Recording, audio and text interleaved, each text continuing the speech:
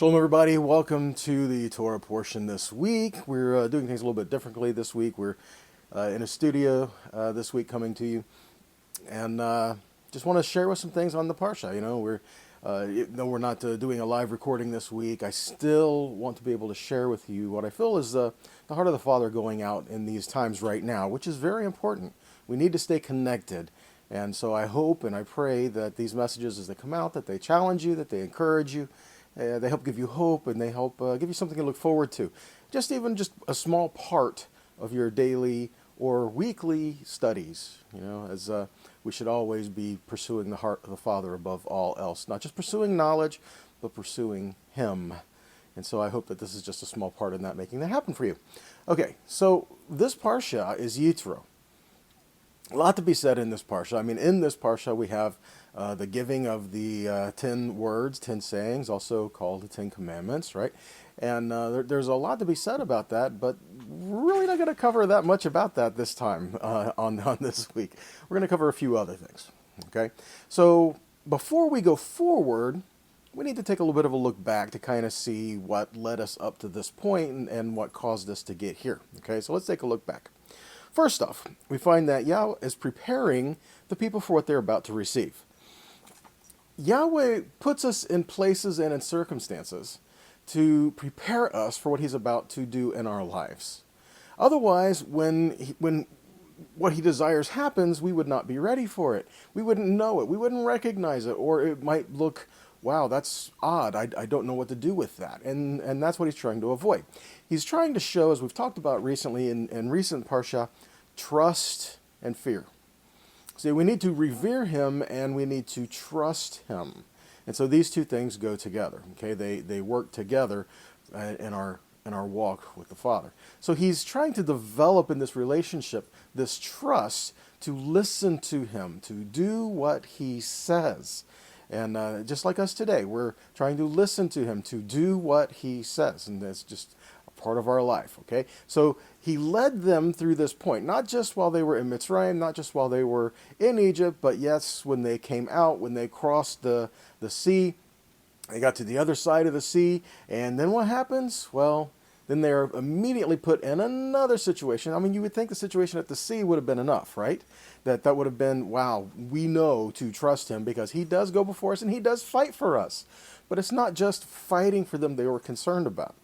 See, He wanted Yah to go before them to fight for them, but they wanted Him to care for them, to make sure their needs were taken care of daily. And so again, we're back in this trust scenario. So the question is, will we be bitter of our circumstances, learning to trust Yah, or when He teaches us to walk in His ways, will we receive it in faith? Or we think, okay, now that I'm free, now I can go and I can do whatever I want, however I want, whenever I want, right? Faith doesn't work like that, does it? When you've been set free and you've been redeemed, you have a choice. You can go back and into the ways and the things that enslaved you in the first place. But that's not the desire of Yahweh. That's not the heart of the one that redeemed you. The heart of the one that redeemed you is that we learn to walk in His ways, take Him by the hand, and learn to walk with Him. Okay? So again, just kind of take a quick look back before we can look forward. In Exodus 15, 25 and 26, we find they were at Marah and at the issue of the bitter water. And Moshe, he cried to Yahweh, and Yahweh showed him a log. And we've talked about this recently. He didn't just show him a log, He taught him regarding this tree. And He threw it into the water, and the water became sweet. And there Yahweh made for them a statute and a rule. And there He tested them, saying, now listen to this. If you will diligently listen to the voice of Yahweh your God, do what is right in His eyes, give ear to His commandments, and keep all His statutes. I will put none of these diseases on you I put on the Egyptians, for I am Yahweh your healer. So the key phrase we're looking at here is, and do what is right in His eyes. Interesting, when we come to Him, and He says, I want you to do what is right in my eyes, not do what is right in your own eyes. See, we knew our life up to this point. Those are our circumstances. Those are our life. These are the things we've had to deal with. We knew that. But Yahweh is trying to teach us His ways. He's trying to teach us better ways. So we need to do what is right in His eyes. And if we look at that in the Hebrew, it's really cool. As it says, V'hayashar ba'einav be'aseh. So, what it literally is saying, and you will take shape of, or what is right or straight in his eyes. So you will do what is right or take shape of what is straight in his eyes.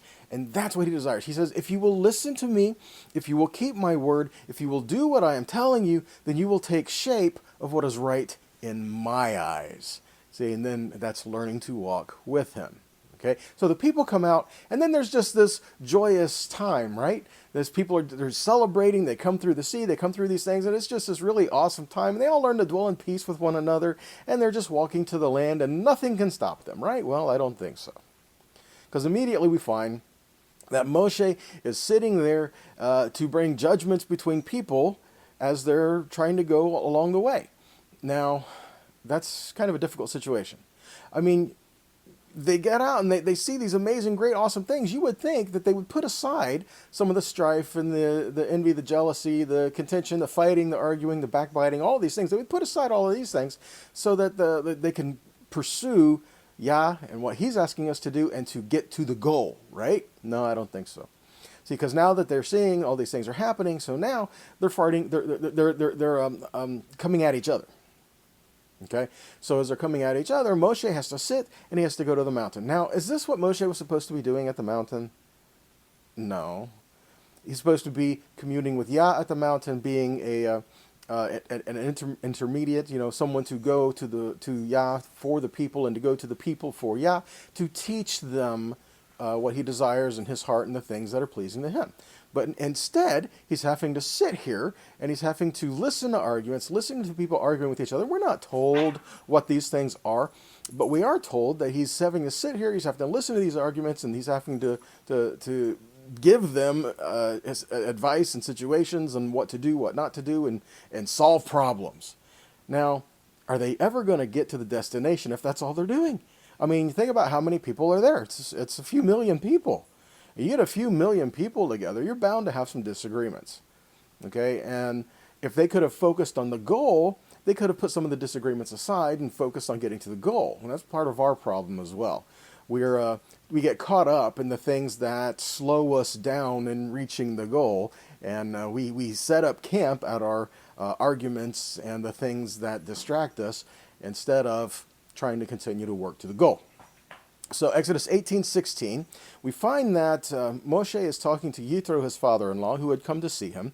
And it says, when the people have a dispute, they come to me, and I decide between one person and another, and I make them know the statutes of God and his laws. Now, again, this is pretty interesting the way this reads. Okay, in the Hebrew, it's ki yihye lahim davar ba elai.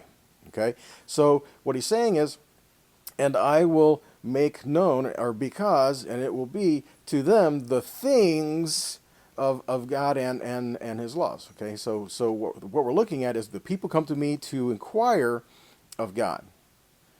So this is interesting. Again, the phrasing of this is really interesting because verse 16, when we look at it, let's say we go back, we look at that in the Hebrew, it says, when they have a dispute, they come to me, and I decide between one person and another, and I make to know them statutes laws. So it says, ki yihye lahim davar ba elav. Now, in the Hebrew, the way this reads is when they have a dispute, he comes to me. Not when they have a situation, when they have a dispute, they come to me. It says, when they have a dispute, he comes to me. Well, the question is, who is the he? I believe this is referring to Yah himself. It says, because he is teaching the people what Yahweh desires, his word and his rules, his Torah, and they're teaching him ways of life. So when the people have a dispute to come to him, Yah is teaching them through Moshe his desires and how they should walk and how they should do these things. So he comes to me, and I make what he says known to them. Okay? So in Malachi 2:7, just to reconfirm this, it says, a Kohen's lips should safeguard knowledge, and people should seek what? What is the word there? People should seek Torah from his mouth, because he is the messenger of Adonai Tzavaot. if we are coming to someone to seek advice, if we are coming to someone who is a messenger from the Most High, and or we feel that they're a good teacher, or it's to speak into our life, or whatever the case may be, are they just giving us opinions, or are they trying to give us what the Word says? Are they trying to give us, because it says someone who, in this case, it talks about the Kohen, but their lips should speak Torah. So the lips should speak the word of God, not just our desires or opinions and things that we think, right? Isaiah 8:20 says, "To the law and to the testimony, if they speak not according to this word, it is because there is no light in them." And again, the Torah, and that's the word, yes, you got it, and Torah, ve lit edah. So the edah is the testimony. And a lot of times when you see the testimony, it refers to the tablets of testimony. Yes, the 10 sayings, the 10 words that appear in this week's Parsha. So again, to the Torah and the testimony, if they do not speak according to this is what we're supposed to be walking according to, right? And I'm continuing with 18:16. It says, "I make them know the statutes of God and his laws." Now again, looking in the Hebrew, it's pretty neat. It says, "Et huki," so that's the Aleph Taf, Hukai, so, and Ha Elohim, the Et Torotaf. So this word, the Aleph Taf Hok, this Hok, it's what we often translate as ordinance, decree, custom, things like that. But the root of this word is Hakach, which means to engrave or to imprint. So what we're looking at here is he says, "I make known to them the decrees or the customs or ordinances of Yahweh so that it will be imprinted on our hearts." Okay? So those are the things that we're looking at. And what is imprinted on our hearts is a pretty big deal. It's an important part of our life. It's the important question that we need to look at, right? Okay. Then next. So if we are engraved, well, and as we come in relationship with him, again, this is something that we need to look at. We are engraved on each other. His word is on our hearts, and our names are on his hands. Again, Isaiah 49:16 says, "Behold, I have engraved." The root there is, again, hakach, engraved you on the palms of my hands, and your words are ever before me. So now we get down to Exodus 18, verse 19. Let's take a quick look at that. It says, "Now obey my voice, and I will give you advice, and God be with you. You shall represent the people before God and bring their cases to God." Okay, we can get into more about this in a minute. You know, is this just advice from a man, advice from a guy? Is this God inspired? Or is this something that man said and Yahweh said, fine? There's a lot to this, and there's a lot of people who are saying that, no, Yitro was a Midianite, once a Midianite, always a Midianite, don't trust anything he says. He was trying to keep the people from, avoiding the people from listening to the voice of Yahweh. See, we only need to listen to Yahweh. Well, here's the problem with that. We still had to listen to Moses. And that does not mean that we have to give ear to everybody who claims to be a teacher, myself included, okay? A teacher or a pastor or whatever the case may be. But that does not exclude the need for leadership within the body, okay? And there's a lot to be said about this, and we'll touch on this again in a minute, okay? But for this point, what we're talking about Yitro and Moshe. He's talking and he says, here's some advice for you, because you're not going to go anywhere doing what you're doing. You're sitting here all the time and you're listening to disputes, you're listening to arguments, you're trying to solve problems, and you're not going anywhere. You cannot go where you say you're supposed to go if all you're doing is sitting here and listening to arguments all day. And I think that's advice that we can take as well. Okay, but let's take a good look at this. In order for Moshe to be near to Yahweh at any given moment, we learn this when we start to get into the Mishkan, the tabernacle, or in the temple.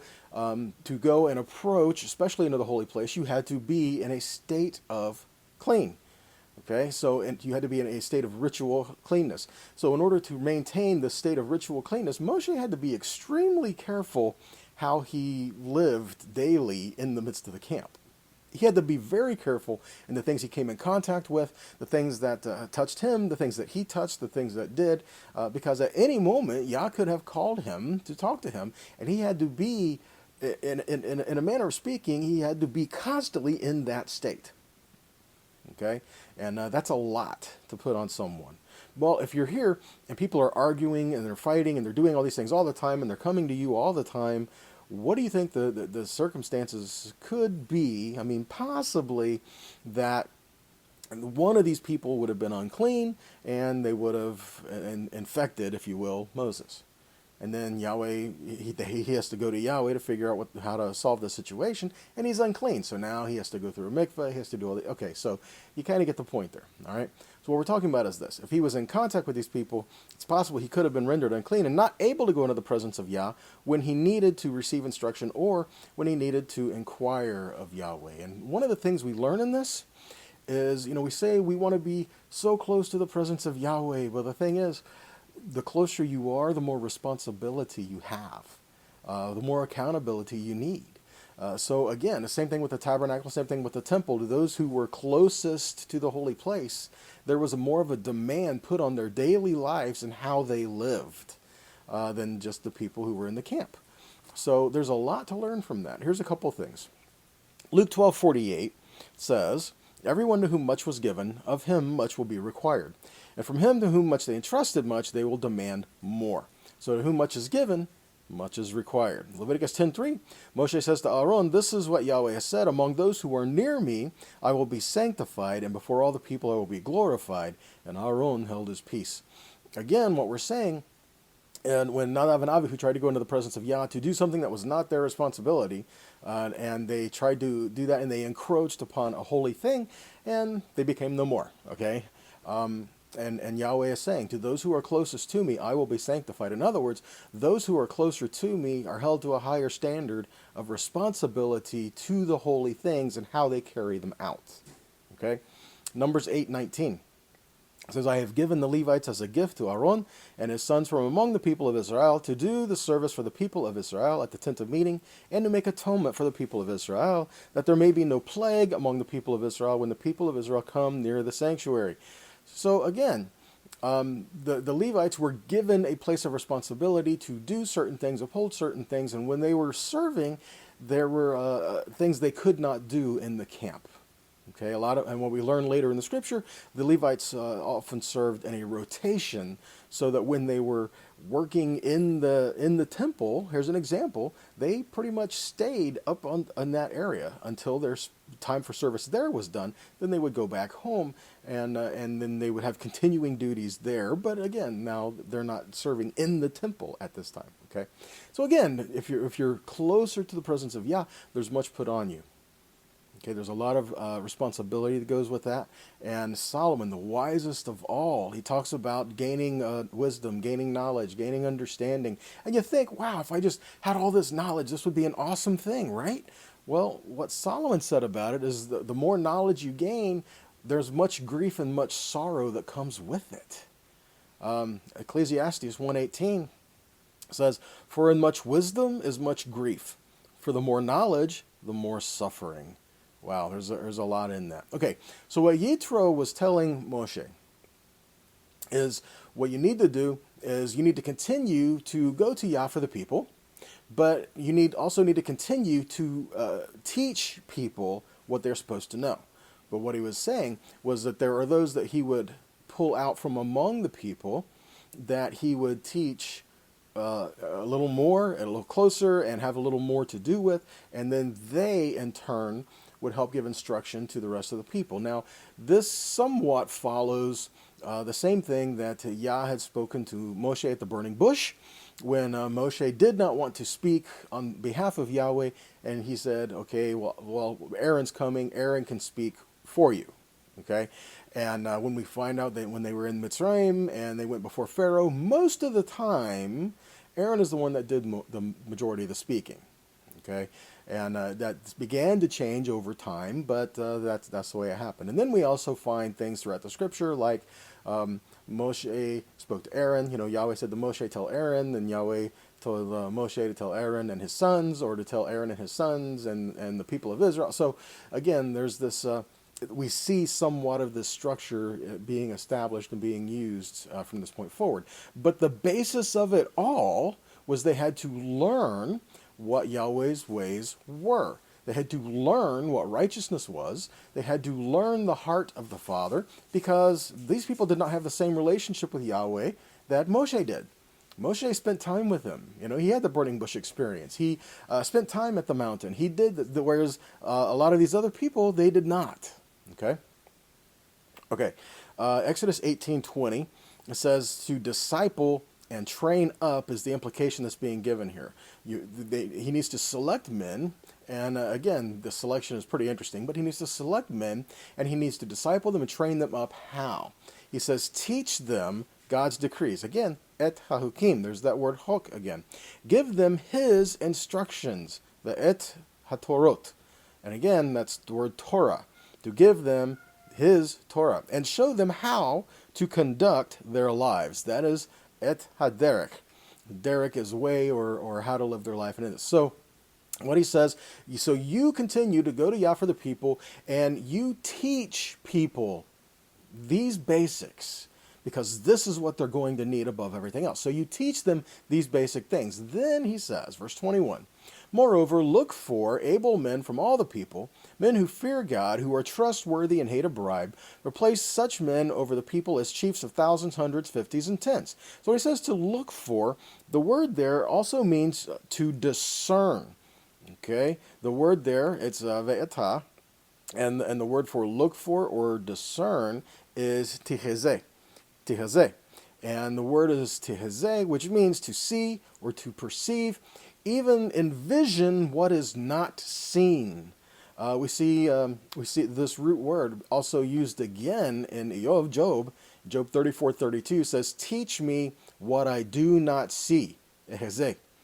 Okay, so this is the same type of a thing. Teach me what I do not see. So this is the kind of thing that Moshe was supposed to do. He was supposed to see what the normal eyes couldn't see. He was supposed to discern people who would be leaders and to fit righteous qualifications. Now, notice when Yitro came to Moshe, he did not say, you should select men who you trust, or you select men that you think could do a good job, or select men that have a great resume. That's not what he said. He said you need to discern men who are like this. All right? So what we find is this. The word shows Moshe establishing order and authority before the Torah was written, before Sinai. Okay? So without that, we cannot properly interpret the word that is about to be given. I mean, we even saw this when Nehemiah and Ezra, right, the great assembly. So we find that all the people gathered, and the word was read, and there were people, Levites, there were people who were in among the people to, as they heard the reading, to explain what was being said. And this was a good thing, because then when the people heard it, they what do we do? And so then there were people there that they could help explain or interpret what was being said, so that the people could pursue the right thing. Okay. Some have said that this model of setting up judges for Israel was birthed out of pagan religious systems and government systems, all of this. Okay, because of this, we should avoid Yitro's advice, which is the advice from the mind of man. I've even heard it compared to advice from the tree of the knowledge of good and evil. Okay, so that the goal of here, this Midianite Yitro, his goal was to get people to not listen to Yahweh. Well, okay, but think about this for a minute. He's like, no, because Yah, brought the people to this mountain so that he could speak to them. And Yitro is saying, don't listen to Yahweh. No, see, he never said that.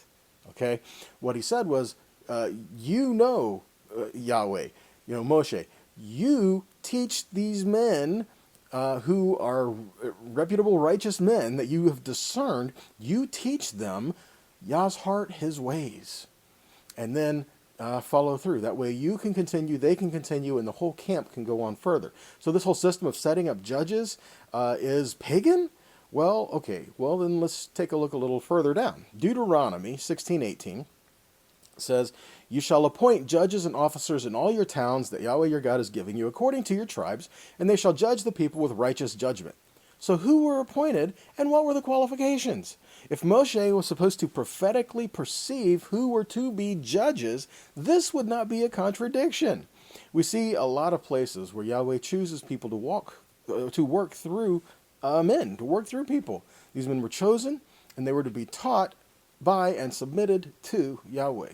If these are the ones that were submitted as they came out and at the mountain, when they go and there's to be some separated by tribe, because when they came out, then they had to organize by tribes. So as they came out, would these leaders would we end up with one tribe that doesn't have any leaders? I don't think so. Okay, I believe that if the right ones were chosen, then when the tribes were set in their order, that would be there as well. Okay, what we're talking about is unity, and unity needs leadership. Now, here's the problem. A lot of people have made a lot of mistakes. A lot of people have hurt a lot of people. But we've got to face the fact that it does not change the fact that Yahweh desires for there to be shepherds among his people. And yes, Yeshua is our great shepherd, and we all need to follow him. We all need to listen to him. But we all need to learn to work together in that process. Okay? If we work in different parts of the body of Messiah, and we all work together in our collective parts, it'll be a wonderful whole. But if we're not willing to do that, someone has to lead certain parts. And the other parts have to work to make it all happen. Okay? We need unity. And for unity, we need leadership. Because you cannot have unity without some form of leadership. Without it, everyone will, as it says in the scripture, do what is right in their own eyes. And every time they did what was right in their own eyes, it never said that was a good thing. We need to have common goals. We need to be seeking the word of Yahweh. Learning that, here's a tough one, what I think is not always as important as what I do with what I think. Do you catch that? What I think is not always as important as what I do with what I think. We can have opposing opinions. It doesn't mean we can't walk together. We can have differences of ideas. It doesn't mean you're not my brother. Okay? We've got to learn to work towards common goals. All right? And just because something isn't done the way that I think it should be done does not necessarily mean that it's completely wrong. You know? We need to learn to dwell within the community of believers while looking out for one another. Okay? Now we do see that there were leaders among Israel. Here's a few examples. Exodus 3:16 says, "Go and gather the elders of Israel together and say to them." So we find in Mitzrayim, when Moshe went to the people, there were elders that were already there in the midst of the camp. Problem is, they weren't doing what they were supposed to do, and apparently there wasn't enough of them. Okay? Exodus 18:12, again, same thing. Yitro, Moshe's father-in-law, brought a burnt offering and sacrifices to God, and Aaron came with all the elders of Israel to eat bread with Moses' father-in-law before God. And he was with Moshe, so it's not saying Moshe wasn't there, but Aaron and the elders, they all came, and they all partook of this offering that was given to Yah. Exodus 24:1, he says to Moses, "Come up to the Lord, you, Aaron, Nadav, Avihu, and the 70 elders of Israel, and worship from afar." Again, there had to have been the 70 elders in Israel for them to do this. Deuteronomy 27:1. So now Moses and the elders of Israel commanded the people, saying, "Keep the whole commandment that I command you today." Again, Moses and the elders of Israel commanded the people. The scenario I see here is somewhat to, again, what I referenced, Nehemiah, Ezra, when the Torah was being read in the midst of all the people, and there were people that were there as well to help explain what was being said. Numbers 27:15. Moshe spoke to Yahweh, saying, "Let Yahweh, the God of the spirits of all flesh, appoint a man over the congregation who shall go out before them and come in before them, who shall lead them out and bring them in, that the congregation of Yahweh may not be as sheep that have no shepherd." We find in Matthew 9:36, speaking of Yeshua, when he saw the crowds, he had compassion on them, for they were harassed and helpless, like what? Sheep without a shepherd. That was not the desire. He had compassion on them because they were not walking as they should. They did not have what they needed. And because of it, they weren't following in a way that they were supposed to. Jeremiah 3:15 says, "And I will give you shepherds after my own heart, who will feed you with knowledge and understanding." Again, I will give you shepherds after my own heart who will feed you with knowledge and understanding. So again, Yahweh is saying, just because there are shepherds, there are plenty of places where he says, "Woe to the shepherds and that they're not good shepherds." Okay, they're not showing the heart of the Father. They're not teaching the people his ways. They're not doing these things, and Yahweh says, "Woe to those shepherds." Okay? But he says, I will give you shepherds after my own heart. Exodus 19. So on the third new moon, after the people of Israel had gone out of the land of Egypt, on that day, they came into the wilderness of Sinai. And they set out from Rephidim, and they came to the wilderness of Sinai, and they encamped in the wilderness, and there Israel encamped before the mountain.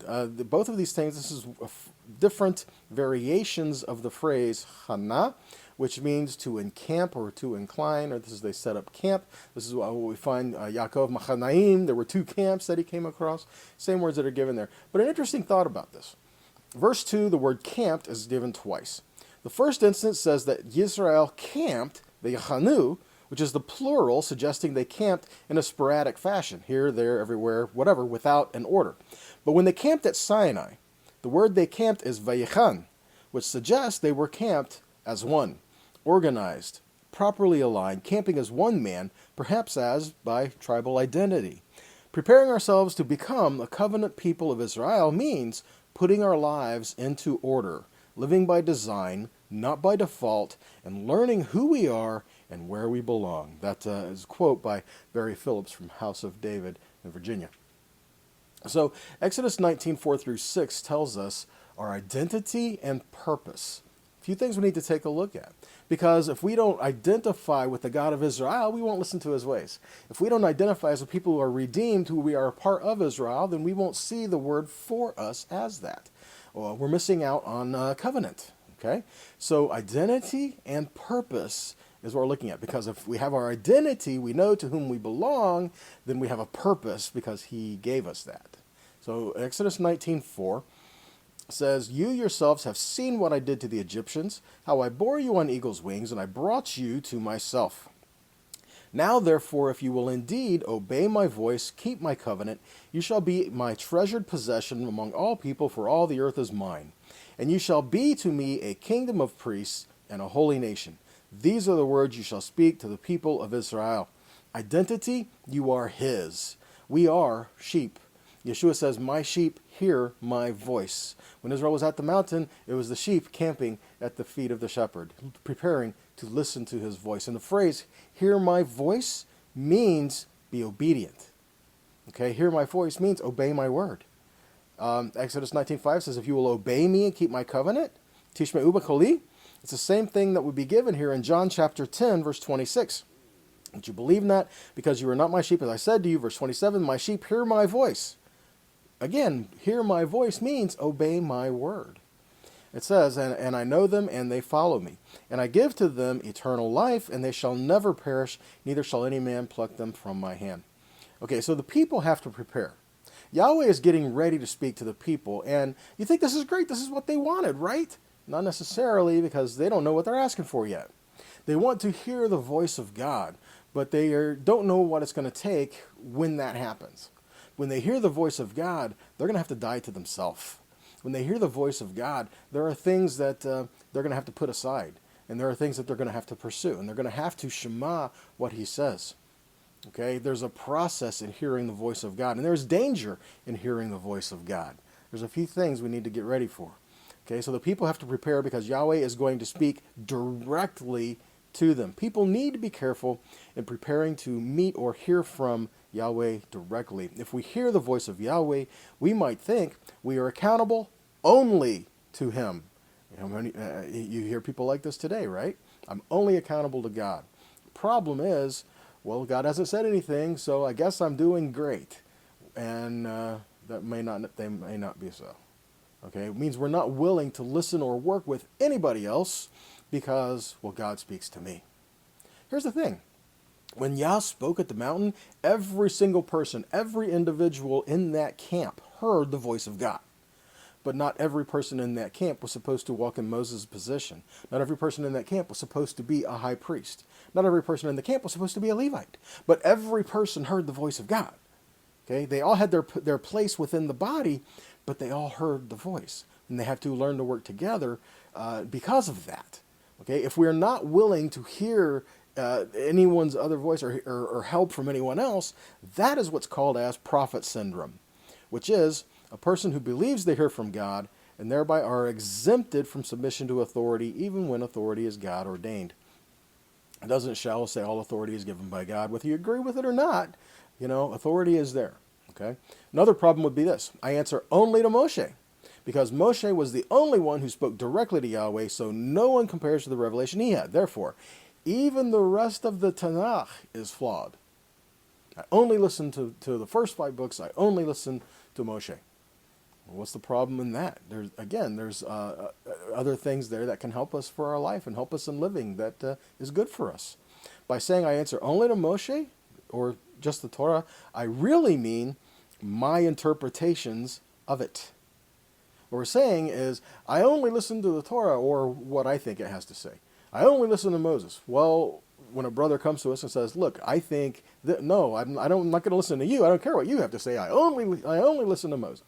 See the problem with there? I mean, it's prideful, it's arrogant, and it really doesn't help to reach the goal. We are to work together with the Torah, which is the word that we were given, and the leaders that were appointed to keep authority in the word, so that we will walk in the authority of the word. When the soldier came to Yeshua and he says, all you have to do is speak the word, my servant will be healed. He said, I understand this because I'm a man who has authority because I am under authority. If we walk in authority, if we walk in our own authority, we won't get very far. Even this, Yeshua says, he who receives you receives me, and he who receives me receives the one who sent me. Do we come on our own authority, or do we come on the authority of the one who sent us? And again, there's things we have to be careful of in there. Boundaries are set up in there too. So was the word that was given of Yahweh, was the word given to the Jews only? Because I've heard that. Now, the word that was given was only given to the Jewish people, right? Many people today believe that a Jew is obligated to keep the Torah, but a non-Jew could decide to keep it or not. I can't say I agree with that, because I don't see where Yahweh will give his word he redeems the people, brings them out, gives them covenant, and says, this is my words of life for you to continue to walk in my covenant, walk in my ways. I want this to be done everlasting, and then say, well, this isn't working. I need to come up with some other group of people with some other different way of doing things. And fully expecting these people to work well together and play nice. I don't know. It just doesn't sit right with me. Okay? Scripture says he does not change. He's the same yesterday, today, and forever. Okay?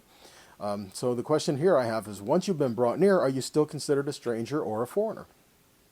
Once you've been brought near to Yahweh, are you still a stranger or a foreigner? I mean, Ephesians 2 says you used to be Gentiles. You used to be without covenant, without promise. You used to be estranged from covenant, estranged from the commonwealth of Israel. But now in the Messiah, you who are far away are now brought near.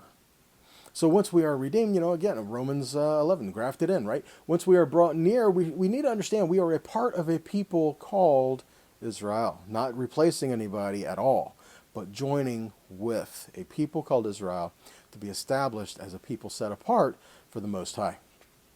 So Exodus 19, verse 8. So all the people answered together and said, all that Yahweh has spoken, we will do. And Moses reported the words of the people to Yahweh. So this is not just I will do, but we will do. This is a very important fact.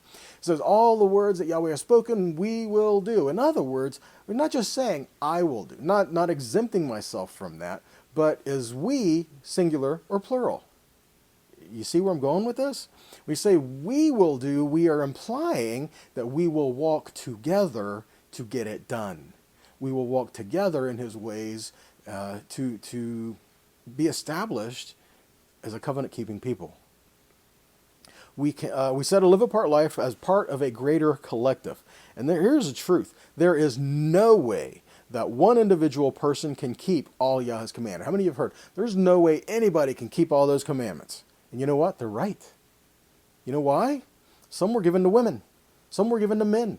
Some were given to Aaron, the high priest. Some were given to the sons of Aaron. Some were given to the Levites. Some were given so again, there are different groupings within all that Yah has said.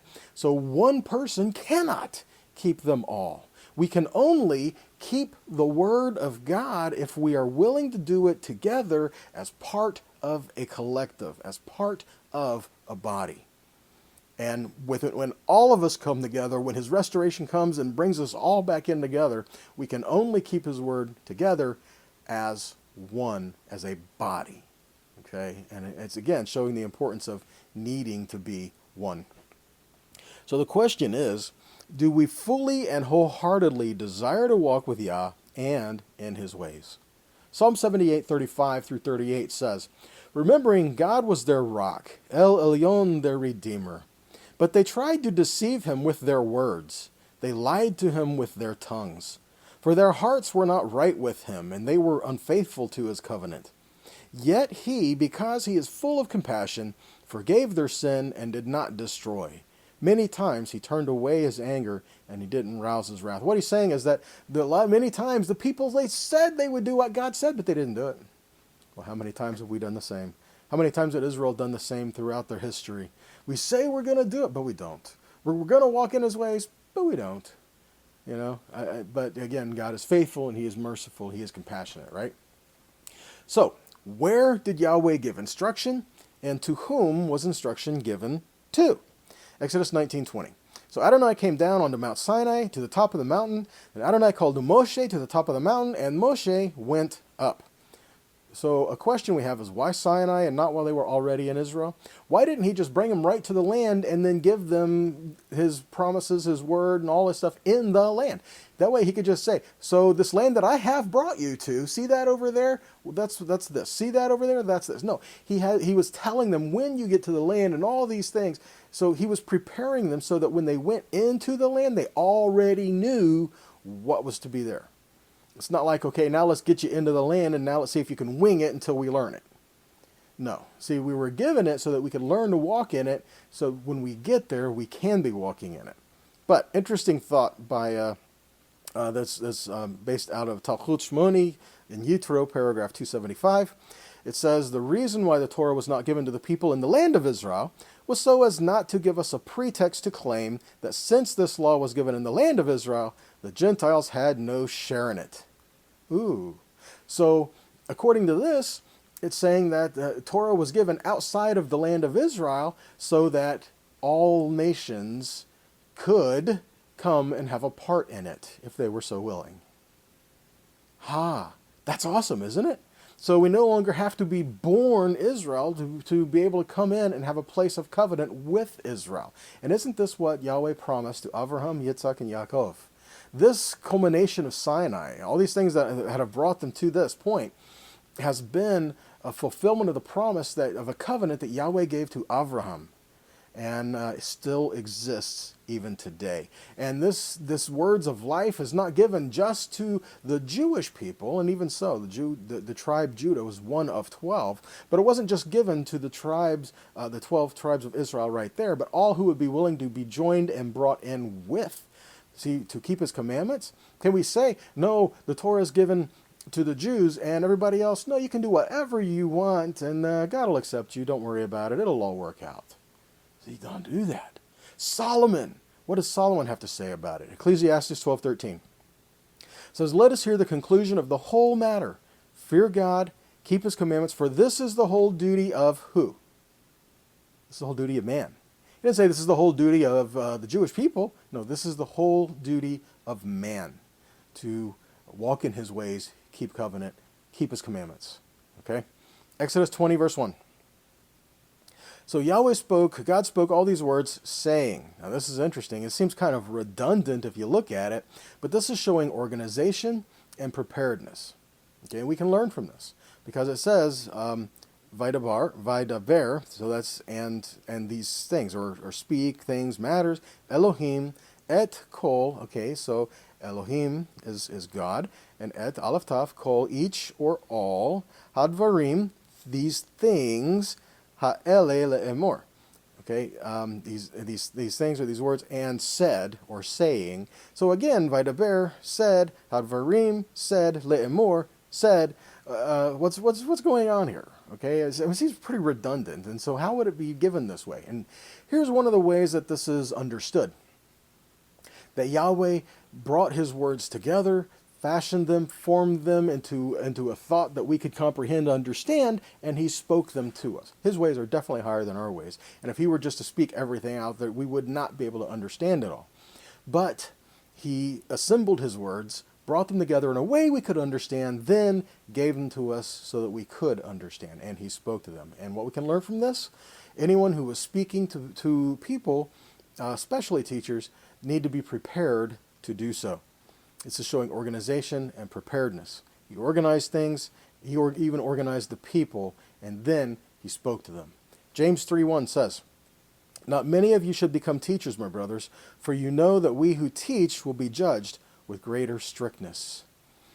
You must be prepared to teach or to speak in front of people. If not, understand, you're going to be held accountable for the things that you say. I am going to be held accountable for the things that I'm saying, even in this recording. Okay?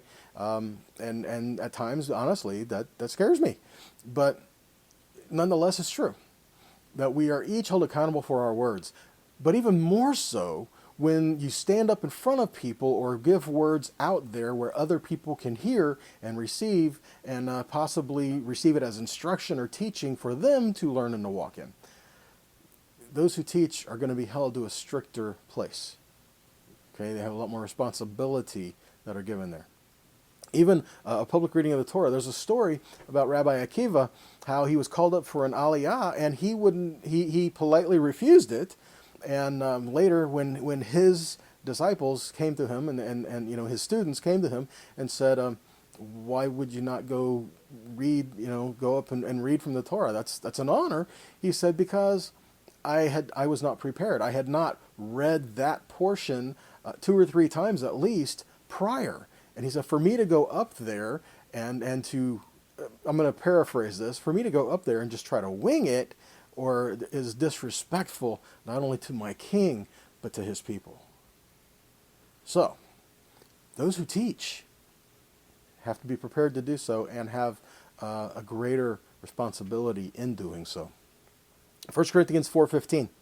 "For even if you have 10,000 trainers in connection with the Messiah, you do not have many fathers. For in connection with Messiah Yeshua, it was I who became your father by means of the good news. Therefore, I urge you to imitate me. This is why I have sent you Timothy, my beloved and trustworthy child in the Lord. He will remind you of the way of life I follow in union with Messiah Yeshua and teach you everywhere in every congregation." So if we are a people that are set apart, then we need to be accountable to what is being revealed to us. In order to have these things that are accountable to being revealed to us, we need to be around people to help hold us accountable to the things that are being revealed to us. We need to learn to walk together. We need to learn to walk as a body, and we need to learn to walk in the things that have been revealed. Things that have yet to be revealed, we don't know what they are. We're ignorant of these things. But the things that have been revealed to us is our responsibility, according to Deuteronomy 29:29. The things that are yet to be revealed belong to Yahweh, but the things that have been revealed belong to us and to our children forever, that we may do the words of this Torah. We may do the words of this law. So let's learn together to walk in his ways. When you go back and you read this parsha, go back and read the 10 sayings, the 10 words. And as you read them, think about, how can I apply this to my life today, and what does this mean for me? And if you want another interesting thing to look, you can find these 10 words, these 10 sayings are throughout the Torah. Maybe not word for word, but in their principles, they are words of life, so you can find them throughout as instruction throughout the entire word. Okay, so let's learn to walk in his word, learn to walk in his ways, learn to receive from his heart, but let's learn to do it together. Okay, and let's learn to walk as a body of Messiah, learn to walk as a body of a people called Israel, learn to grab hands with one another, and to help in this restoration of all things.